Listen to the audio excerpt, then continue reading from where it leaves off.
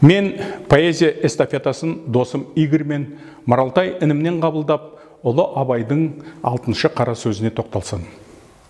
Қазақтың бір мақалы өнер алды бірлік, іріс алды тірлік дейді. Бірлік қандай елде болады? Қайтсе тату болады, білмейді. Қазақ ойлайды, бірлік ат ортақ, ас ортақ, киім ортақ, дәулет ортақ болса екен дейді. Олай болғанда байлықтан не пайда?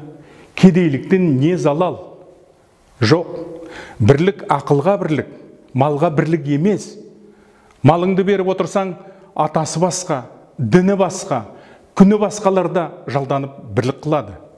Бірлік малға сатылса, ант ұрғандықтың басы осы. Ырыс алды тірлік дейді. Ол қай тірлік? Ол осы жан кеудеден шықпағандық па? Жоқ, ондай тірлік итте де бар.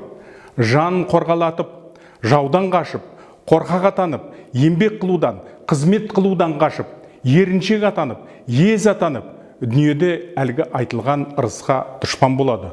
Ол айтқан тірлік олар емес. Көкірегі, көңілі тірі болса, соны айтады. Өзің тірі болсаң да, көкірегің өлі болса, ақыл табуға сөз ұға алмайсың. Адал еңбекпен ерінбей жүріп, мал табуға жігер қыла алмайсың.